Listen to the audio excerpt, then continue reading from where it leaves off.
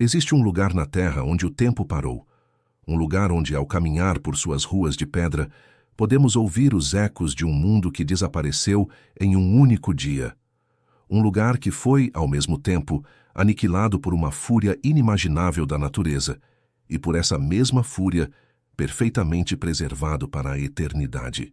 Esta é Pompeia, uma cidade do Império Romano que em 79 d.C. foi congelada no tempo sob uma camada de cinzas e esquecimento por quase 1700 anos. Mas esta não é apenas uma história sobre ruínas.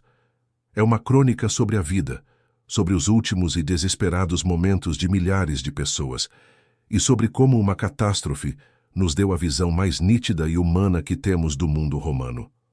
Vamos voltar no tempo, para o último dia de Pompeia. No ano 79, Pompeia era uma cidade romana próspera e movimentada, com cerca de 20.000 habitantes. Localizada na Baía de Nápoles, seu clima ameno e sua terra fértil a tornavam um local de férias popular para a elite de Roma.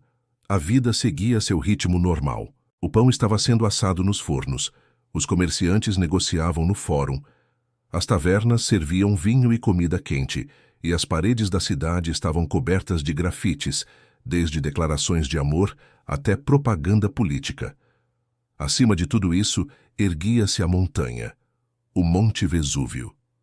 Para os habitantes de Pompeia não era um vulcão. A própria palavra vulcão mal existia em seu vocabulário. Era apenas uma montanha bonita e verdejante, coberta de vinhedos e pomares, um pano de fundo pacífico para suas vidas. Mas a montanha havia dado um aviso. Em 62 d.C., 17 anos antes, um terremoto violento sacudiu a região, destruindo grande parte de Pompeia e da cidade vizinha Herculano. Os romanos, no entanto, não fizeram a conexão. Eles viram o terremoto como um evento isolado e, com sua resiliência característica, reconstruíram suas casas e templos sobre as ruínas. Eles não sabiam que estavam reconstruindo suas vidas sobre uma bomba-relógio geológica. Na manhã de 24 de agosto de 79, a bomba-relógio finalmente explodiu. Após uma série de tremores, o topo do Monte Vesúvio foi pulverizado por uma explosão com a força de muitas bombas atômicas. Uma coluna gigantesca de gás, cinzas e rocha pulverizada foi lançada a mais de 20 quilômetros de altura, formando uma nuvem escura e aterrorizante que tomou a forma de um pinheiro. A cena foi testemunhada à distância por um jovem escritor chamado Plínio, o Jovem, cujas cartas são o único relato ocular que sobreviveu. Ele descreveu a nuvem como algo que sua geração nunca tinha visto. Para os habitantes de Pompeia, a reação inicial foi de choque e confusão, não de pânico. O que era aquilo? Um mau presságio dos deuses. Pouco depois, a primeira fase do desastre começou. Uma chuva de pequenas pedras pomes, leves e porosas, começou a cair do céu escuro.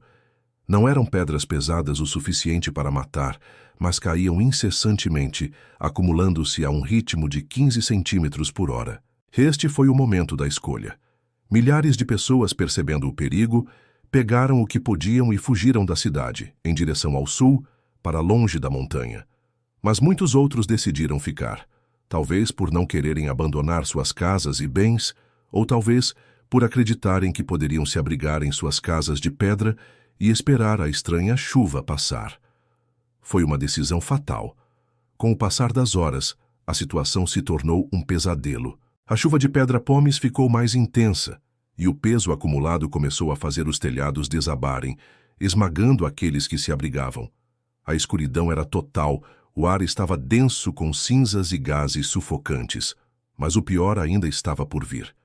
Durante a noite e na manhã seguinte, a coluna vulcânica instável começou a entrar em colapso sobre si mesma, gerando o fenômeno mais mortal de uma erupção, a onda ou fluxo piroclástico.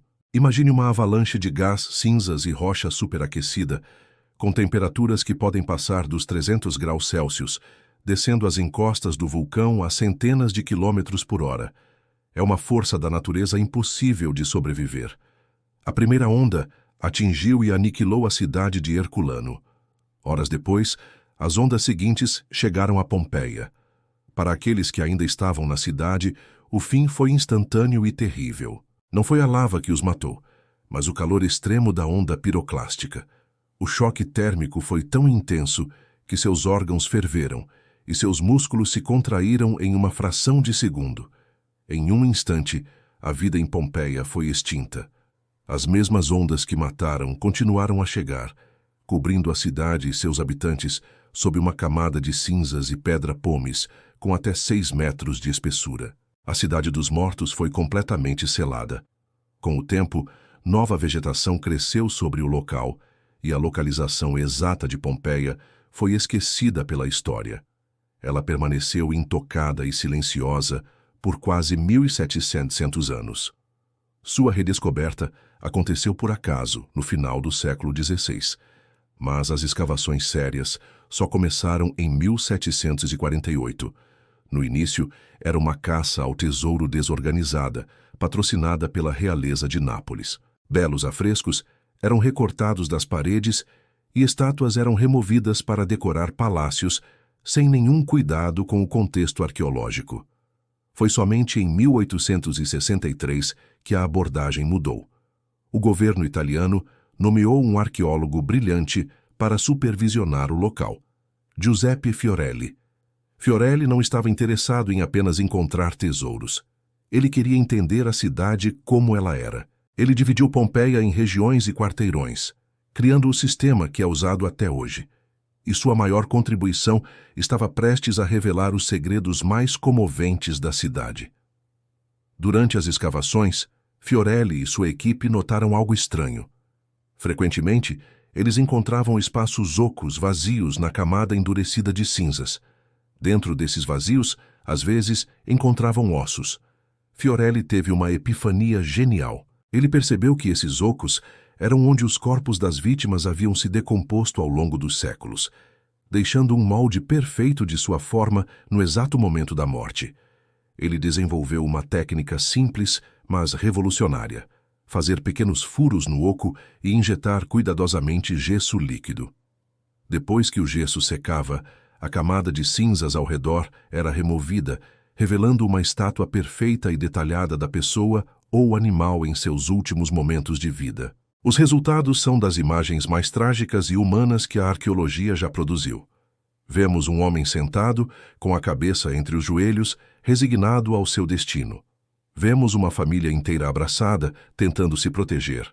Vemos um cachorro, ainda com sua coleira, se contorcendo em agonia.